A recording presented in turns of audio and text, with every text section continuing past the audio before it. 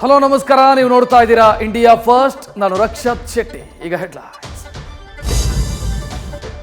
ಚಂದನವನದ ಮಾಣಿಕ್ಯ ಅಭಿನಯ ಚಕ್ರವರ್ತಿ ರಾಜಕೀಯ ಇನ್ನಿಂಗ್ಸ್ ಆರಂಭಿಸ್ತಾರಾ ಅನ್ನೋ ಚರ್ಚೆ ಶುರುವಾಗಿದೆ. ದಳಪತಿ ವಿಜಯ್ ಪವನ್ ಕಲ್ಯಾಣ್ ದಾರಿಯಲ್ಲೇ ಕಿಚ್ಚ ಸಾಗ್ತಾರಾ ಅನ್ನೋ ಕೌತುಕ ಹೆಚ್ಚಾಗಿದೆ.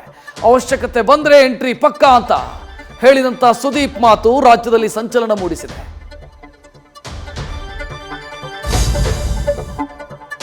ಜಾಮೀನು ಎಂಬ ಲಡ್ಡು ಡೆವಿಲ್ ಗ್ಯಾಂಗ್ ಬಾಯಿಗೆ ಬಿದ್ದಿದೆ. ಜೈಲಿನಿಂದ ಇಂಟರ್ವಲ್ ಪಡೆದು ಆಸ್ಪತ್ರೆ ಸೇರಿದ್ದ ಕೊಲೆ ಆರೋಪಿಯ ದರ್ಶನವಾಗಿದೆ. ಸೆಷನ್ ಕೋರ್ಟ್ಗೆ ಬಂದು ದಾಸ ಬಾಂಡ್ಗೆ ಸಹಿ ಹಾಕಿ ವಾಪಸ್ ಆಗಿದ್ದಾರೆ. ಬೇಲ್ ಸಿಕ್ಕ ಮೇಲೆ ಪರಪ್ಪನ ಅಗ್ರಹಾರದಿಂದ ಪವಿತ್ರ ಮುಕ್ತಿ ಪಡೆದಿದ್ದಾರೆ.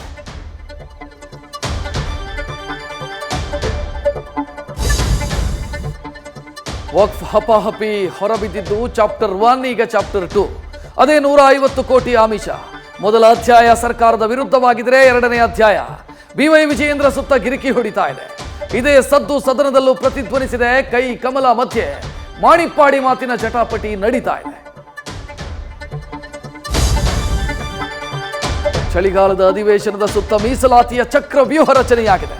ಪಂಚಮಸಾಲಿ ಬಳಿಕ ಒಳ ಮೀಸಲಾತಿ ರಣಕಹಳೆ ಮೊಳಗಿದೆ. ದಲಿತ ಸಮುದಾಯಗಳು ಬೆಳಗಾವಿಯಲ್ಲಿ ಶಕ್ತಿ ಪ್ರದರ್ಶನ ಮಾಡಿ ಒಳ ರಿಸರ್ವೇಷನ್ಗೆ ಹಕ್ಕು ಮಂಡಿಸಿವೆ.